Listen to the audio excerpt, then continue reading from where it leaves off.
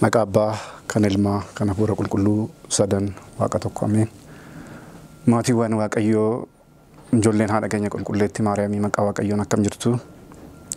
Ameen. Waaqayyoon abbaan keenya nu eegee nu tiksee guyyaa irraa geenyee dubbii sagalee isaa jireenyaa, dubbii sagalee isaa bara baraa dhageenyee qalbii ittiin jijjiirannuudhaaf, dhageenyee jireenya keenya ittiin ilaaluudhaaf Waaqa nu taasiseef galan uqubaan bara baraan isaaf haa ta'u.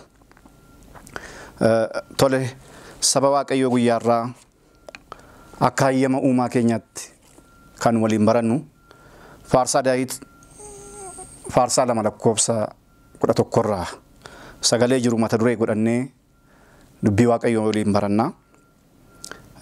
Sagalichis maal jedha yoo jenne, Waaqayyo akkan eekamneef ogummaa jabeessaa qabadhaa jedha. Waaqayyo akkan eekamneef ogummaa jabeessaa qabadhaa. Gaa hunda duraa kan nama barsiisu Waaqayyoodha. Kan nama gorsu Waaqayyoodha. Yoo Waaqayyo nama gargaaree waan hundumaa dubbachuu ni danda'ama. Yoo Waaqayyo karaa isaa nu agarsiise, daandii isaa nu saaqee, afaan ittiin dubbannu yoo nu mijeesse, qormaata tokko malee, dhiphina tokko malee, daandii fooyya'ee irra sagalee Waaqayyoo waliin barachuu ni danda'ama. Kanaaf egaa anis arraban ittiin dubbadhu, isin immoo laphee dhaggeeffattanii, gurra ittiin dhageessanii, laphee ittiin qalbeeffannu hunduma keenya wal faana Waaqayyoon abbaan keenya nu laachuuf fedhaaf jaalala isaa nuuf haa ta'u. Tole egaa saba Waaqayyoo akkuma mata duree isaa dubbachaa jirru, Waaqayyo akkan eekamneef ogummaa jabeessaa qabadhaa jedha Daawit faarsaa isaa irratti. Mata duree kana filannee gaafa kaanu torbee kanarraa eegallee hundumti keenya laguu abdiin eeggachaa turre, laguu wagga waggaatti eebba guddaa ittiin argannu, akka seeraaf heera mana amantaa keenyatti laguuwwan taasifaman torba keessaa inni olaanaan laguu gooftaan keenya Iyesuus Kiristoos raawwate gara sanatti seenuudhaaf yerootti qophaa'aa jirru waan ta'eef, dubbiin sagalee Waaqayyoo waliin barannu kun kanarratti kan xiyyeeffatu waan ta'eef hundumti keenya akka caqasnu Waaqayyo nu haa gargaaru. Egaa torbeen amma nuti itti eegaluudhaaf qophaa'aa jirru kun ka'umsa laguu goonee torbeen itti seenaa jirru kun akka barsiifata mana amantaa keenyaatti zawarada jedhamee beekama. Zawarada jechuun samiirraa gadi bu'uu gooftaa keenya Iyesuus Kiristoos kan himudha. Gooftaan keenya Iyesuus Kiristoos samiirraa akka inni gadi bu'e yeroo dheeraa torbee ayyaanota kabajaa dhufne keessatti bal'inaan waa'ee dhufaatii gooftaa keenya Iyesuus Kiristoos biyya lafaa irratti dhalachuusaa, cuuphamuusaa, kanneen kana fakkaatu bal'inaan barumsa mana amantaa keenya keessatti laatamaa tureera. Egaa waa'ee laguu gaafa kaasnu inni guddaan xiyyeeffachuu qabnu waa'ee dhufaatii gooftaa keenya Iyesuus Kiristoos samiirraa gadi bu'uusaa. Samiirraa gooftaan keenya Iyesuus Kiristoos gadi bu'ee haadha keenya qulqulleetti Maariyaamiirraa dhalachuusaa, addunyaa naanna'ee barsiisuusaa, nu barbaacha biyya lafaarra dhufuun kana hundumaa gaafa kaasnu waa'ee kana erga dhugaa baanee erga barannee booda gara jireenya laguu kaasne dubbachuun ni salphata. Kanaaf inni guddaan torbee kana maqaa kanaan moggaafamuunsaa dhufaatii ilma Waaqayyooti, samiirraa gadi bu'uusaati. Wangeela Yohaannis 3:16 irraa kaasnee gaafa ilaallu sagalee kana agarra. Kan samitti ol ba'e akka hin jirre, samiirraa kan bu'e malee, innis tokkicha ilma Waaqayyooti jechuudhaan gooftaan keenya Iyesuus Kiristoos akka samiirraa nu barbaaduudhaaf biyya lafaarra dhufe. Anaaf isiniin fayyisuuf jecha, anaaf isiniin gara jireenya jalqabaatti nu deebisuuf jecha, anaaf isiniin nama jalqabaa nu taasisuuf jecha, jaalalaan akka inni nu barbaadu biyya lafaarra dhufe. Inni jalqabaa kana amanuun, kanarratti hundaa'anii amantii ofii cimsachuun waan hundumaa dubbachuudhaaf haalli mijataadha jechuudha. Kanaaf dursinee waa'ee kanaa hubachuu qabna waan ta'eef manna amantaa keenya torbee kana zawarada gadi bu'uusaa kan isheen bal'inaan barsiistu raqee kanaan wal qabata jechuudha. Isa booda waa'ee inni laguu taasisee kan hundumaa dubbachuu ni dandeenya. Biyya lafaarra deddeebi'uusaa cuuphamuusaa kan hundumaa kaasuu ni dandeenya. Inni guddaan tokko garuu dhufaatiin ilma Waaqayyoo samiirraa anaaf isiniin barbaachuuf jecha samiirraa gadi bu'ee haadha keenya qulqulleettii Maariyaamiirraa dhalachuusaa kana guutummaa addunyaa irratti labsuun hunda caala waan ta'eef gara laguutti deemina. Egaa kanaan moggaafama jenneerra torbee kanaan waliin wal qabsiisee faarsaa Daawit faarsaa 2 lakkoofsa 11 kaasnee ilaallee galati guyyaa sana dhiyaatu. Faaruun sirna qiddaasee sirna qulqulleessaa irratti guyyaa sana dhiyaatu kan Daawit keessa kana irratti xiyyeeffata. Waaqayyoof sodaadhaan bitamaa. Sodaa qofa miti hollachuudhaan illee Waaqayyoodhaaf bitamuu akka qabnu erga dubbatee booda jecha tokko gadi bu'ee kan amma caqasne sana dubbateera. Waaqayyo akkan eekamneef ogummaa cimsaa qabadhaa jedhama. Waaqayyo akkan eekamne karaan nuti ammatti adeemaa jirru kun kan nuti karoorfannee kan nuti itti yaannee itti seenuudhaaf qophaa'aa jirru kun jireenyichi jireenya ogummaati waan ta'eef jireenyichi jireenya ogummaa qulqullummaa irratti hundaa'e waan ta'eef kunis immoo ogummaa Waaqayyoon kan nuuf laatame akka itti jiraannu akka raawwannu akka laguu taasisnu kan namaan eeyyamame osoo hin taane kan Waaqayyo ofii hojjetee ofii raawwatee nudhaan godhaanuun jedhee nuuf laate.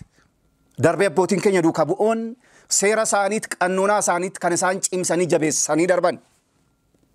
Jireenya qulqullummaa ogummaa caalu kanatu nuu kenname waan ta'eef ogummaa jabeessaa qabadhaa.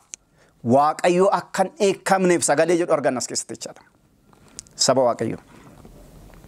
Laguun keenya waggaan naannee gaafa dhufu eebbi nuti karaa kana argannu adda waan ta'eef karaa kana jireenyi nuti karaa Waaqayyootti dhiyaannu gaabbiidhaan kadhannaadhaan sagadaan waan hundumaan qulqulloofne yeroo nuti fuula isaatti dhaabbannu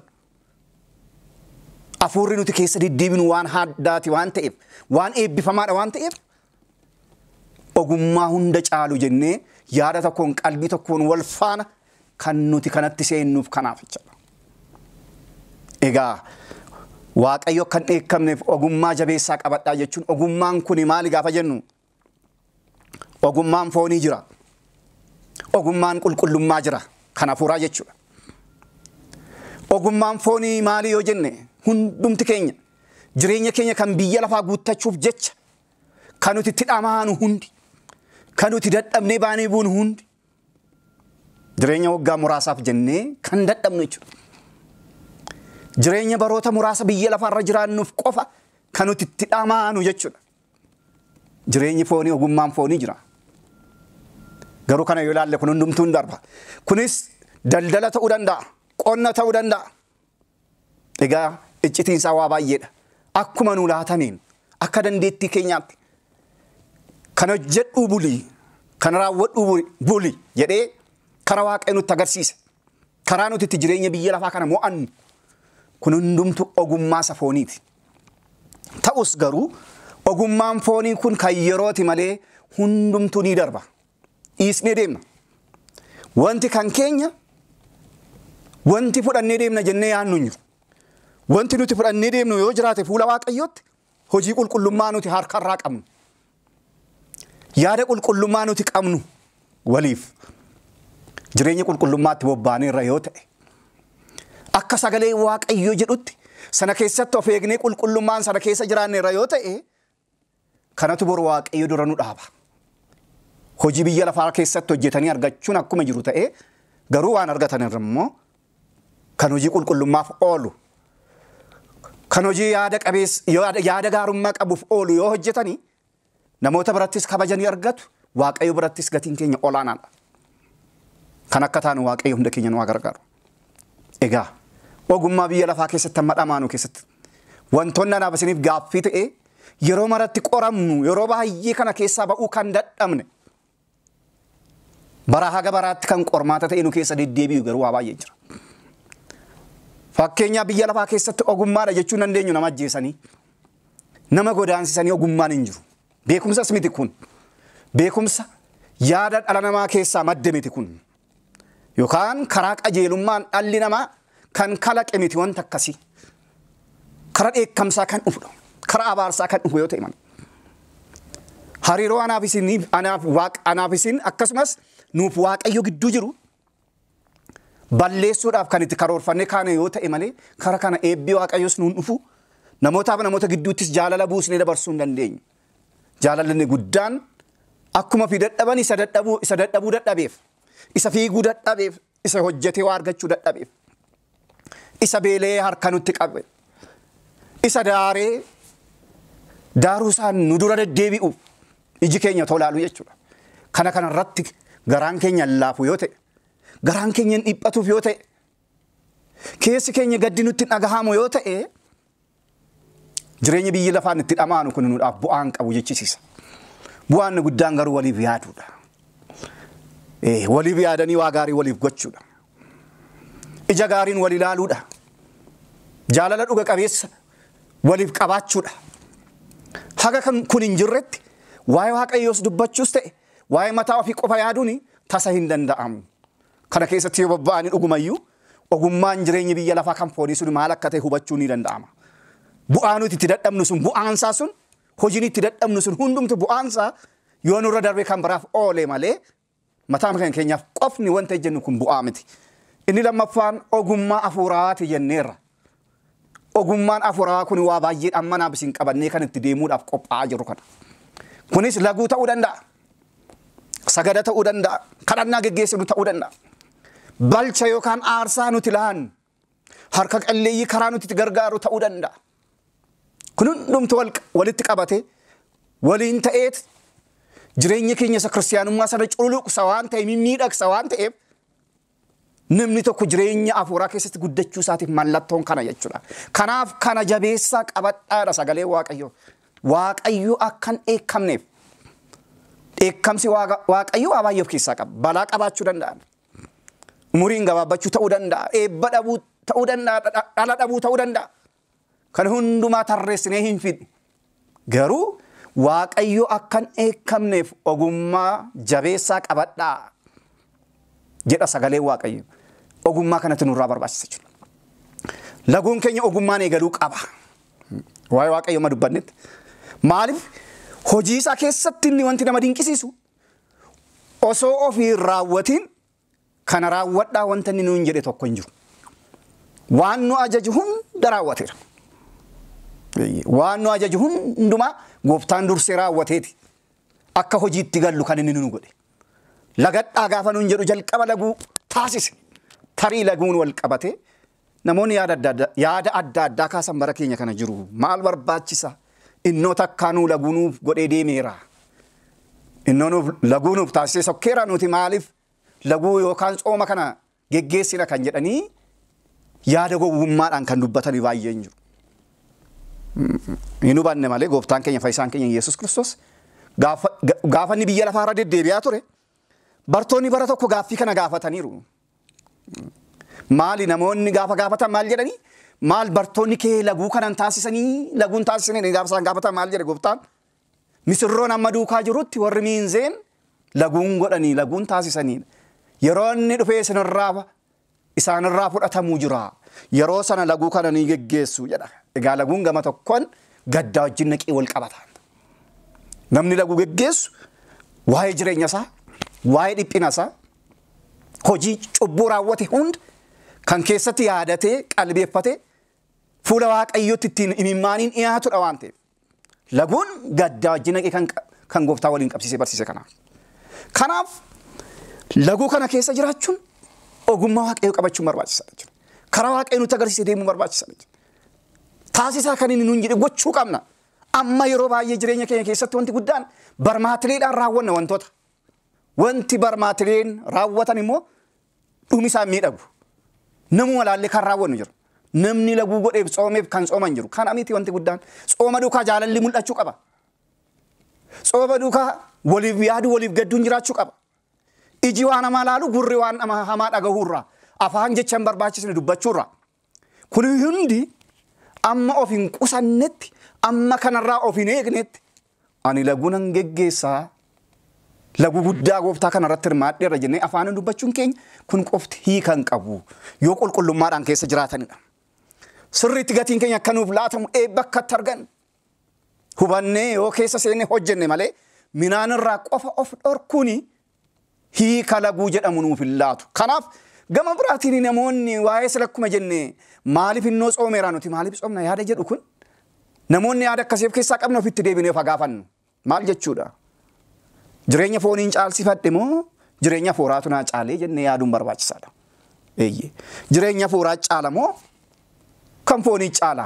Anamman kiristiyaana argan ta'e fooniifan jiraadhe moo hafuuraafan jiraadhe yookaan immoo lubbuu koofan jiraadhe moo foon koofan jiraadhe of gaafachuun barbaachisaadha. Caalsisnee jireenya foonii falmina taanaan ammayyuu jireenyi keenya jireenya foonii keessadha jechuudha. Birmadummaa foonii lallabaa jirra jechuudha. Waa'ee lubbuutti iddoo hin qabne jechuudha. Haa ta'u malee sagalee Waaqayyoo waan jedhu tokko qabasa. Ibroota boqonnaa 13 lakkoofsa 17 gaafa raxxanii ilaaltan namni nyaataan otoo hin taane kennaan otoo jabaate sagalee jedhu arganna. Qulqullichi Phaawulos kan inni dubbate. Nyaataan mini dhalli namaa jedhe. Gonkumaa namni nyaataan jabaachuu hin danda'u. Nyaataan of dhaabuu hin danda'u. Foon keenya of dhaabuu dandeenya ta'a. Tarii dhimma lubbuun wajjin waliin qabsiisnee ilaalle garuu jireenyi lubbuuf jireenyi foonii gonkumaa waliin argu kan foonii kan biyya lafaati. Ishee madhiisnee dabarru jechuudha. Ishee bor biyyootti jijjiiramtuuf amaana jechuudha. Kan akka hin taaneef garuu jireenya hafuuraadhaaf cimsinee caalmaattuu irra guddeessi sanaaf yaaduu qabna waan ta'eef ogummaa jabeessanii qabachuun kanadha jechuudha inni guddaa laguu keessatti. Ogummaa kan jedhame immoo inni guddaan iccitiin inni dhumaa maali yoo jenne ogummaan ilma Waaqayyooti. Ogummaan inni dhumaa ilma Waaqayyoodha. Waan inni nu ajaje raawwachuu jaalala isaa galmaan ga'uu akka inni nu jaallatetti akka inni ofitti nu qabetti nuti immoo walii keenyaaf jaalala qabaachuu isa cimsinee hin qabannu yoo ta'e isa jabeessinee hin qabannu yoo ta'e ogummaarraa fagaanneerra jechuudha. Kanaaf ogummaan keenya inni jalqabaas inni dhumaas kanaaf sodaadhaan Waaqayyoof bitamaa sagaleen jedhu sodaa jechuun sodaasa biyya lafaa keessatti jeeqaman miti. Sodaasa ittiin nagaa dhabanii jechuu miti. Inni guddaan maali yoo jenne sodaan inni jedhamu laguudhaan kadhannaadhaan fuula isaa deddeebi'uudhaaf jabaachuudha. Fedhii foonii lubbuudhaaf bitamsiisuudha. Akkasumallee dhalootatti jireenya gaarii dabarsuudha. Jireenya jechuun jireenya hafuurawaadha. Kan biyya lafaa kana qofa miti. Namoonni jireenya biyya lafaa baay'ee dhamamu. Walitti dabarsuudha waa baay'ee jedhu dhala isaaniif waa baay'ee gudunfu.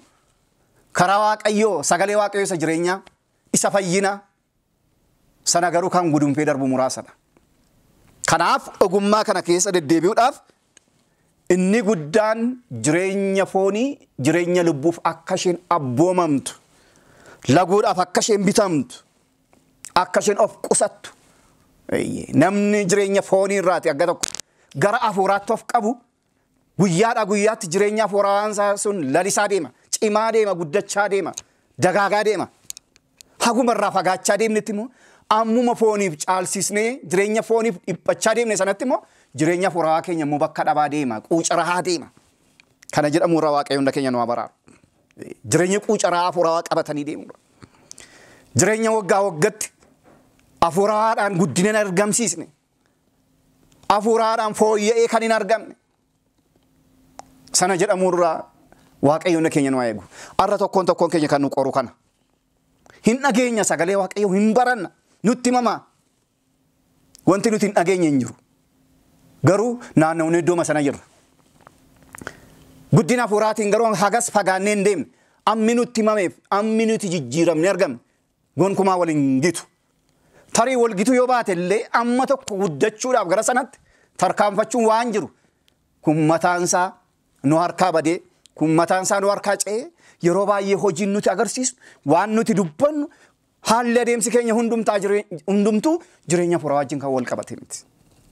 Egaa maaliif yoo jenne namni laguu taasisu namni ogummaa Waaqayyoof keessaa qabu jechoota sarraan eegamne hin dubbatu. Namni hafuura Waaqayyoon jiraatu waliin balaaleffatu. Namni hafuura Waaqayyoon tokko ta'ee jiraatu lagaan qooqaan sanyiin waliin qoodu. Kun gaafa waa tokko baduudhaaf achi handaaratti ol ba'u. Gaafa moggaatti obbaasu mallattoon agarsiisudha kun. Namni Waaqayyoo sanyii hin banne kan bara baraarraa dhalate malee kan biyya lafaatti hin boonurraan dhalanne. Kan biyya lafaati. Kan foonirraa dhalate foonii. Kan hafuurarraa dhalate hafuura jechuun gooftaan bara sana Niqoodimoositti dubbateera. Nuti garuu jireenya hafuurarraa isa dhalanne sana cimsinee qabachuu otoo dandeenyu, karaa sana faana bu'uu otoo dandeenyu, bu'aan karaa sana dhufus, eebbi karaa sana dhufus bal'aa ta'uusaa otoo beennu, yaada biyya lafaa hin qabamne, yaada dhalli namaa fide hin qabamne yeroo anaaf isinitti wal nyaannu yeroo baay'ee jira. Yeroo itti wal balaaleffanne waa baay'ee jira. Kana ta'uun nurraan eegamu. Kun mallattoo kiristaanotaa miti. Kun mallattoo jireenya warra Waaqayyoon sodaatanii miti. Akkatti qabamneerra yoo taane sagalee Waaqayyoo irraa fagoo jirra jechuudha. Irraa fagaannee jirra jechuudha. Namni yaada kana keessaa walaba ta'e garuu, namni yaada kanarraa fagaatee ija jaalalaan kasoominaan wal kabajee waliin jiraatu, inni sirriitti dhuguma nama sagalee Waaqayyoo isaa galee. Jireenyi kiristaanummaa kan keessa isaa jiru, dubbiin wangeelaa, raacitiin wangeelaa kan keessa isaa jirudha. Kanarraa kan fagaate garuu, jireenya kanaan waliin simne kan raawwatu garuu inni nama Waaqayyoo miti. Kanaaf sagalee Waaqayyoo inni guddaan maal nuun jedha? Ogummaa jabeessaa qabadhaa. Ogummaa jabeessaa qabadhaa. Waaqayyo akka hin eekamneef, balaan Waaqayyo akka hin buuneef, ogummaa cimsaa qabadhaa. Ogummaa sana keessa yoo jiraanne sodaa Waaqayyoo kan jedhamu, sodaan Waaqayyoon bitamuun jechuun seera isaa eeganii waan hojjedhaa nuun jedhe hojjennee san argamuudha. Sanaaf immoo iddoo laachuu hin qabnu. Maaliif? Akka inni nu harkaan baaneef, akka jireenyi sun nu harkaan ceeneef cimsinee qabachuu qabna malee wantoota kana nu harkaa gatan irratti iddoo laachuu hin qabnu. Egaa torbee kana laguu keenya gaafa geggeessinu kadhannaatti akkuma jabaannu, sagada keenyattis akkuma jabaannu, harka qalleeyyii warra waan hin qabne gargaaruufis ta'e ammuma Waaqayyo nuu laaterraa isaaniif qornee yoo laalne, hirree yoo laalne, laguun keenya hiika godhata. Kaayyoon keenya galma ga'a. Kadhannaan keenya fuula Waaqayyo duratti ni dhiyaata. Maaliif? Waan gaarii nurraa eegamu hojjenneerra. Harki keenya iddoo hundumaatti hiixatee waan raawwachuu qabu hunda raawwatedha jechuudha. Kanaaf laguu gaafa geggeessuun qaamni keenya hundi sana keessatti qabatamuu qaba jechuudha. Jireenya hafuuraa hojjechuudhaaf qophaa'uu qaba jechuudha. Yoo akkas goone dhuguma akka sagalee Waaqayyo jedhu Waaqayyoodhaaf bitamuudhaaf Waaqayyoo akka hin eekamneef ogummaa cimsaa qabadhaa kan jedhe jireenya sana keessatti qooda bal'aa arganna waan ta'eef kanaana jiraannu. Egaa waa'ee ogummaa kanas gooftaa keenya fayyisaan keenya Yesuus Kiristoos gaafa biyya lafaarra dhufe kan hojjetee nutti agarsiiseera. Gatiin kanaan nu kaffalamee salphaa miti. Qormaanni karaa kana dhufee gooftaan keessa darbes waan salphaa miti. Jechi bareedaan akkuma sila caqasne Wangeela Yohaannis boqonnaa 3 lakkoofsa 17 irra gaafa dhaqnee ilaallu jaalala guddaa nu kaffalame sagalee tokkoon ibseera. Kunis maal jechuun ibse gaafa jennee dhaqnee ilaallu Waaqayyo addunyaa mara jaallachuu isaa kanaan beekaa'oodha. Kunis maaliin beekame? Tokkicha ilma isaa dabarsee addunyaaf hangalaachuuttedha. Jaalalli Waaqayyo inni guddaan kana. Tokkicha ilma isaa dabarsee addunyaatiif laateeroo. Hanga ilma isaa dabarsee laachuutti Waaqayyo addunyaa kanaan jaallateeroo. Kun aarsaa guddaadha. Gatii guddaadha. Oolmaan kanatti toolame jechaan dubbatameen tarii yeroo baay'ee beektonni mana amantaa keenya hayyoonni maal jedhu jechatti kana qofa kitaaba kakuu haaraati jedhanii xumuru. Maaliif? Kaayyoon tokkoof tokko kan Waaqayyoo kan ilma Waaqayyoo maalii gaafa jennu dhala namaa sabadee bara dheeraadhaaf dukkana keessa ture. Jireenya dukkanaa keessa ture sana barbaachuudhaaf bara 5,500 booda samii irraa gadi bu'ee haadha keenya irraa dhalatee dhufeeroo. Kunis immoo maa'inni jaalala anaaf isiniif qabu agarsiisuuf jecha haga dhumaatti jaalala kan xumurame kan itti mul'ate maali gaafa jennu fannootti ol ba'ee harka isaa diriirsee anaaf isiniif jedhee gidiraa argee fannoo irratti anaaf isiniif jedhee du'uunsa boqochuunsa sun gatii ammana hin jedhamne. barri meeqa yoo ka'e dhufe dhaloonni meeqa yoo dhalate gatiin sun kaffalame kan nurraan dhumne oolmaa akkasii qabna. Kanaaf egaa Waaqayyo akkan eekamne ogummaa cimsaa qabadhaa jedhamee kara afaan raajotaa akkuma nutti himame nutis laguu keenya gaafa geggeessinu akkuma abbootii keenya warra kanaan dura jireenya qulqullummaan keessa jiraanne walii keenyaaf nagaa yaanne warra wal lollee wajjin araara buusne warra wal jibbine wajjin jaalala uumne warra rakkatoos ta'e warra harka qalleeyyii hundumaa ija Waaqayyoon ilaallee kadhannaa keenya kanaaf laguu kana keessatti hirmaachuun barbaachisaadha. Egaa Waaqayyo nagaa nu jalqabsiise haga dhumaatti nu faana ta'ee nu jajjabeessee hafuura tokkoon nu dhaabee jaalala tokkoon nu dhaabee nama laguu kana xumuru akka taanu Waaqayyo hunda keenya nu gargaaru. Waaqa Abbaa kan Ilmaa kan Hafuura Qulqulluuf galanni bara baraan haa ta'u. ተዋህዶ ሚዲያ ማዕከል መንፈሳዊ ሕይወታችንን የምናጎለብትበት ስለ ቅድስት ቤተክርስቲያን ለቤተክርስቲያን ዘብ የምንቆምበት ተዋህዶ ሚዲያ ማዕከል ቀድሞ ምዕራብ አርሲ ሀገረ ስብከት ተብሎ የሚጠራው አሁን ደግሞ ተዋህዶ ሚዲያ ማዕከል በሚል ስያሜ ወደ እርሶ መጥቷል። ተዋህዶ ሚዲያ ማዕከልን ሰብስክራይብ ያድርጉ። ለመንፈሳዊ ሕይወት ለመንፈሳዊ አገልግሎት ያሉትን አጋርነት ያሳዩ። ተዋህዶ ሚዲያ ማዕከል ተዋህዶ ሚዲያ ማዕከልን መደገፍ ለምትፈልጉ በኢትዮጵያ ንግድ ባንክ የባንክ ሂሳብ ቁጥር 47 47 አሊያም በስልክ ቁጥር 0911 73 96 36 አሊያም በ0118 11 03 75 ላይ ይደውሉ። ለመልካሙ ነገር እንፋጠን። ተዋህዶ ሚዲያ ማዕከል